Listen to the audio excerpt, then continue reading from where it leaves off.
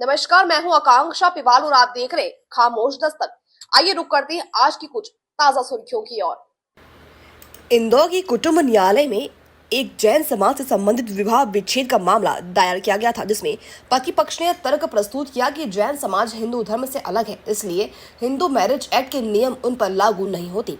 इस तर्क के आधार पर कुटुंब न्यायालय ने मामला खारिज कर दिया। इसके बाद इस फैसले के खिलाफ शिखा जैन ने एक याचिका इंदौर हाई कोर्ट के डबल बेंच में दायर की थी। इस पर शिखा जैन के अधिवक्ता वर्षा गुप्ता ने तर्क प्रस्तुत किया कि जैन समाज की सभी विवाह रीतियां हिंदू विवाह रीतियों के अनुरूप हैं और इसलिए जैन, बौद्ध और सिख समाज पर हिंदू मैरिज एक्ट के सभी नियम लागू होते हैं। हाई कोर्ट की डबल बेंच ने इस तर्क को स्वीकार करते हुए आदेश पारित किया कि जैन समाज पर हिंदू मैरिज एक्ट के सभी नियमों का पालन स्वीकार करते हुए आदेश पारित किया गया है कि जैन समाज पर हिंदू मैरिज एक्ट के सभी नियमों का पालन करना होगा और इसी के अनुसार तलाक के मामले में भी वही नियम लागू होंगे।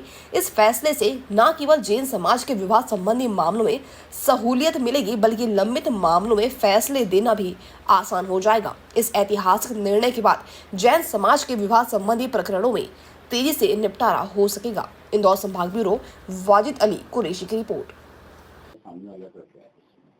एक्चुअली एक जैन दंपति थे जिनके लिए आपसी सहमति से विवाह विच्छेद की याचिका हमने फैमिली कोर्ट इंदौर में लगाई थी।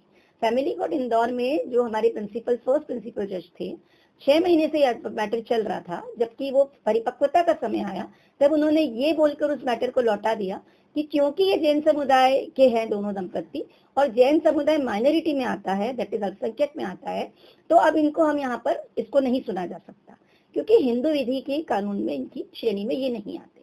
जबकि खुद हिंदू विधि कानून में, हिंदू एक्ट में, सक्सेशन एक्ट में, जितने भी हिंदू लॉ से रिलेटेड एक्ट है, सब में ये चीज वेरी क्लियरली लिखी हुई है सेक्शन 2 में कि जितने भी हिंदू हैं वो तो इस कानून से जुड़े हुए हैं ही हैं। उसके अलावा बुद्ध, जैन और सिख, इनको भी इस कानून का लाभ दिया जाएगा और उनको भी हिंदू माना जाएगा। उसके बावजूद एक ऐसा ऑर्डर फैमिली कोर्ट इंदौर ने पारित किया।